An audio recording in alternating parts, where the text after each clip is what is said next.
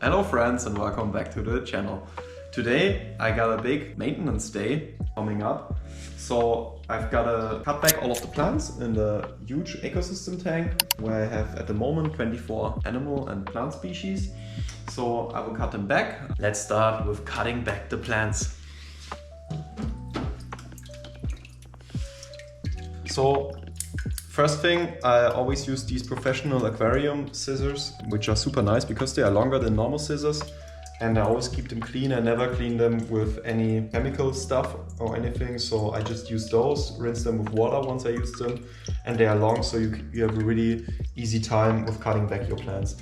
These plants, the Vallisneria Australis Gigantia, the ones that have these huge leaves that are as thick as my thumb actually, they grow really well, which is amazing for keeping the nutrients at a stable level and the nitrate levels at a stable amount, but they really block my view of the tank, so I want to cut them back. And when I cut them back, I always try to put them into my hands and try to get away all of the snails and stuff that is on them. You can see these leaves are gigantic. And now, just like a hairdresser, just cut them at a point. I just cut them at a point where they don't block my view anymore. And then I always check if there are bladder snails or smaller red-rimmed Melania snails on them, because I want to keep them in my tank. So you can also see how much shade these plants or these leaves create, and that they are actually not growing in a straight way, but in circles, because they are so large and so long. Just look at these leaves here. Insane growth. In such a short amount of time. I cut them the last time 3 weeks ago. The amount of biofilm or biomass that has accumulated in this tank in that time is insane. And always watch out for snails and guppies, that you don't cut them in half. And as I said, I always try to get rid of any hitchhikers that might be on the leaves.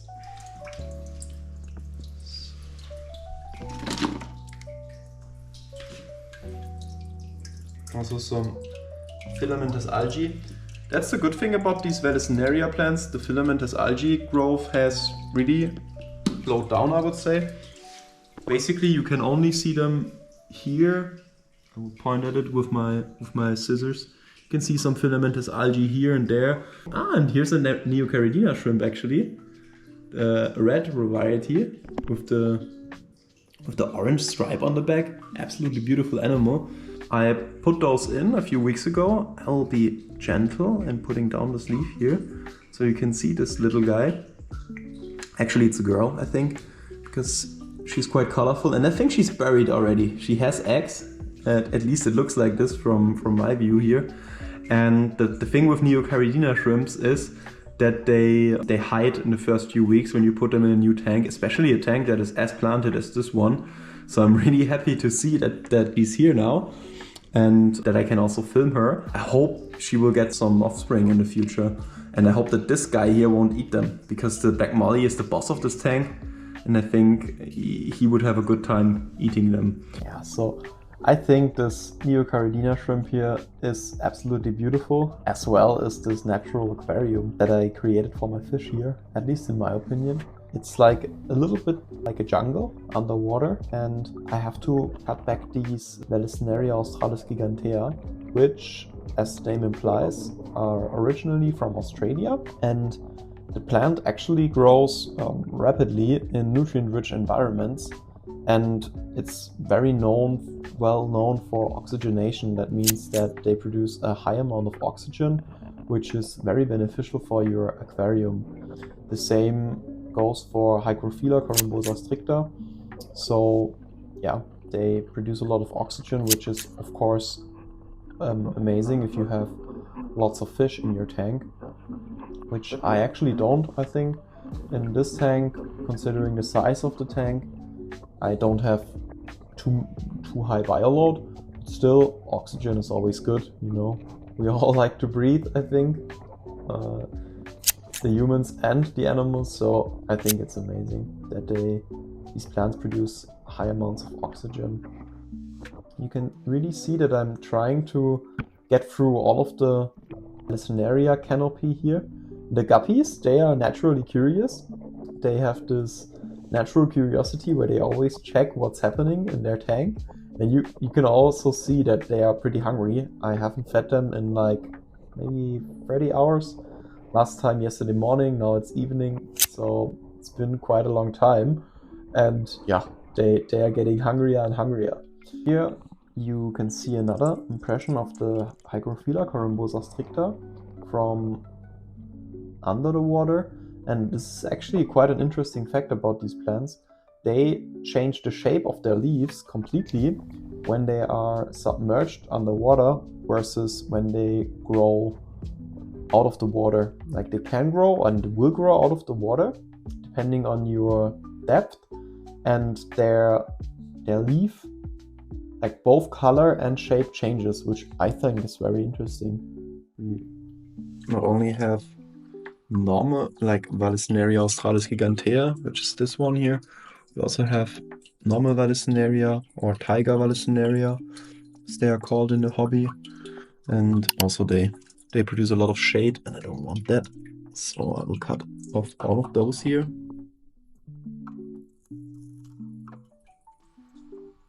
This one is this way around.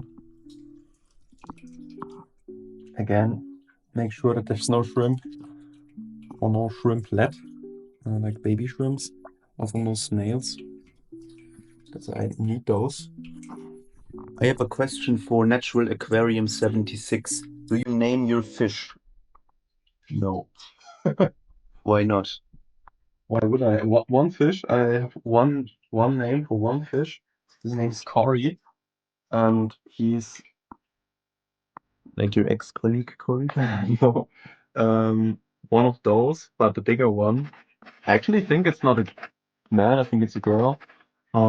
Because their scientific name is Corydoras palliatus, and I like to name them Cory. But other than that, none of the fish has a name. Some of the Vallisneria leaves I cut off some weeks ago, they degrade very fast. So you can see that snails and guppies are doing their work here. Snails, guppies, and shrimp, and you could actually leave it in there. It's actually like a live food for them. And you can also see that they like punching on my hand a little bit. It's a little tickling when they eat on it. And after I fed banana to them a few days ago, they really seem to be interested in new stuff. You can see this one here on my finger. Yeah, let's take out this leaf.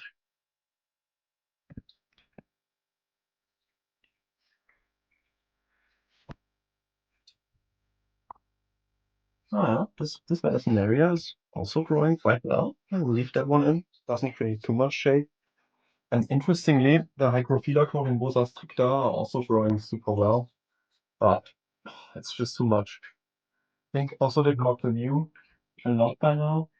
And I don't want it in the foreground so much, so I have to cut those off as well. At a lower point, they will just keep growing on that lower point. And I like to put those in another bucket or in a small box. Because these leaves from the Vallisneria, you cannot propagate them. These plants you can propagate, but I really don't have space anymore. So if anyone is interested in Hygrophila Corymbosa stricta, just write me an email and I will send them to you. I can really recommend Natural Aquarium 76. His quality is supreme. So, after you heard Eric's recommendation for getting in contact with me to get my plants, let's continue with some tank maintenance. The next one on the list is this Hygrophila here in the foreground. Of course, the Black Molly is checking out what's going on and especially which one the ugly fish in front of the tank is. And what's also interesting is the Hornwort that is still in the tank. I actually forgot about it. You can see it here in the front. It's only a small Hornwort part. And Hornwort is a very interesting plant. It grows very fast usually, but not in this tank. I don't know why. I got it from a lake close to where I live, where my family actually owns a restaurant.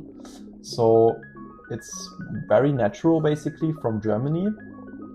So it probably tolerates very cold and very warm water because we have both in Germany. But for some reason it doesn't really grow in this tank. At the time I moved the fish from the old tank to this new setup here, it grew very well. So I don't really know why it doesn't grow. Maybe you guys know something and can discuss it in the comments. I would really appreciate it. So any thoughts or strategies on how to get Hornwort growing, I would really appreciate that. Also on how to get Anubias baterinana growing better, because also the Anubias plants are not growing very well, as you saw maybe in a previous shot. Also trying to remove some of these floating plants here. It's Wolffia globosa, or duckweed in English. We call it Wasserlinsen, so water lentils basically in Germany, which is a weird name. But the Wolffia globosa is the scientific name, at least as far as I know. And it's actually, in case you didn't know, it's the smallest flowering plant in the world. So it has individual plants that measure 0.5 millimeters to 1.5 millimeters, which is very, very, very tiny. It's 1/10 of a centimeter, and 1 inch would be 2.5 centimeters. So 0.5 millimeters is really, really tiny. And it can create flowers in nature, which is quite interesting. It also has a extremely quickly or fast growth rate, which is quite insane. Apparently it's one of the fastest growing plants on the planet, but when I did some research about my aquarium plants, it said that Hygrophila Corymbosa stricta, Vallisneria Australis Gigantia, and Wolffia globosa are the fastest growing plants in the world. So I'm a little hesitant to use this statement all the time here. You can see the guppies again checking out what's going on in their space here. They don't really like this huge intruder hand here. Also, you can see these roots that the Hygrophila has developed over the last few weeks and months. It's quite interesting because I put this Hygrophila around this stem here, and the roots grew until it reached the soil. Sorry, which is quite astonishing, I think. And it's a little tedious and a little annoying, but I try to get rid of most of the duckweed.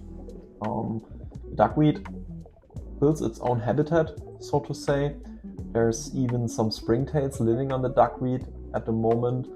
And yeah, I just want to get rid of the duckweed to have less shade in the tank, basically. And to get this view every morning when I wake up and every day, or every evening when I go to bed. Oh.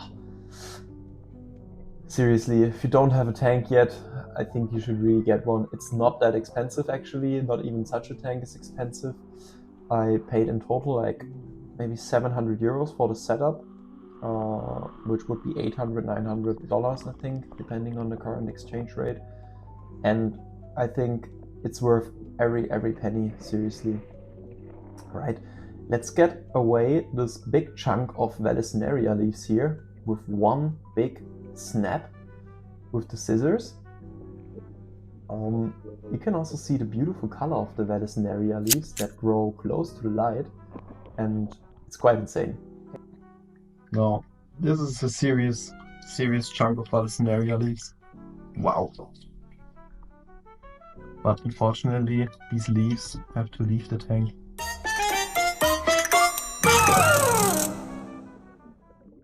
So, after this excellent dad joke, I have to continue. with the cleaning process, or the maintenance process rather. And here on the side you can see also a little less prominent, but still you can see them, the Cryptocorynes.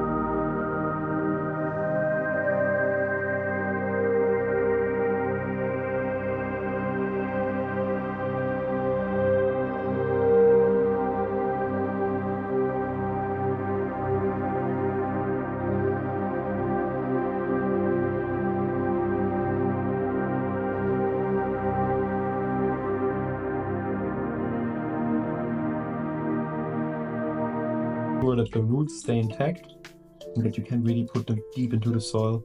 And that's what I'm doing right now. So using those tweezers, I move the plants in slowly and gently behind the hardscape and the rocks. And I think this is actually a beautiful view of the fish tank from this angle here. Absolutely beautiful with the guppies, the juvenile guppies, the really young guppies. And I like to wiggle around a little bit so the plant really stays in there, and you can see the excess gases floating out. a little bit. This will also happen probably with this plant here.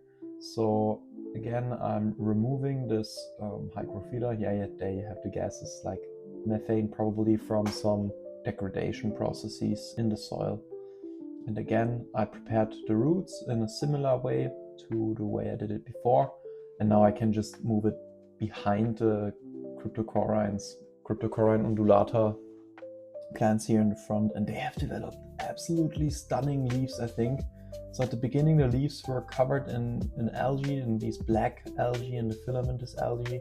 And now they look really beautiful. And I found an Anubias Barterinana.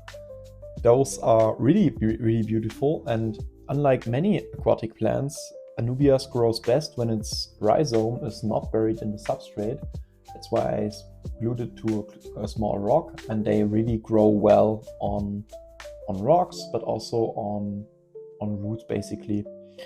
And Anubias plants are highly resistant to herbivorous fish due to their tough and leathery leaves, and you can see it here in the water moving a little bit. So guys, if you remember last video where I explained that I inserted the Lobelia cardinalis plant, I had some of them cut off and I just released them into the water for them to establish some roots. And this is what I did. You can see the roots here, very tiny baby roots at the moment. And now I want to plant them in the front of the stone where I just took out the Hygrophila Corymbosa stricta. And for the Lobelia cardinalis plant, or plantlings, the very tiny ones here, I also used this tweezer, same tweezers I used for the other plants, because it's a very granular one.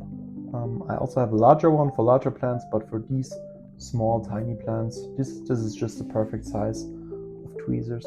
And I gently move them into the soil here in the foreground, because I read that the Lobelia cardinalis plants don't get too tall, so they are perfect for the foreground. And this is something I knew it before, that the Hygrophillas would grow to a very large size, and the Vallisnerias as well, but I didn't expect him to grow that fast, and I thought I could control it a little better. But now it really shows that I should have considered this aquascaping aspect a little more carefully at the time when I set up this tank. You can watch this video of me setting up the tank. I will link it here in the top right corner of this video as well. It's very interesting to see how this tank started. It started basically with only Cryptocorynes, more or less, because I had them from my old tank, and now it's filled with all of these plants. It's crazy. It started basically with Cryptocoryne Undulata and some duckweed, and now I have like 9 plant species in there already. And in my next video I will add many more plants as well. Wow, nice. Very healthy plants actually. And this is also important when you take out plants. Or when I take out plants, I always do it like this. I put them in here, in like a small bucket. These are the plants that are garbage or waste, or going to the waste, because they cannot be propagated anymore. But these ones can be propagated, and we need to keep them wet all the time. I just have a spray bottle with plain water.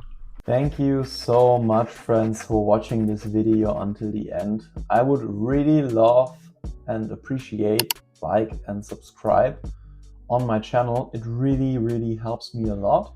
And if you found this video interesting, I think you would love the next video, or the last video in the series, where I added shrimp to this tank.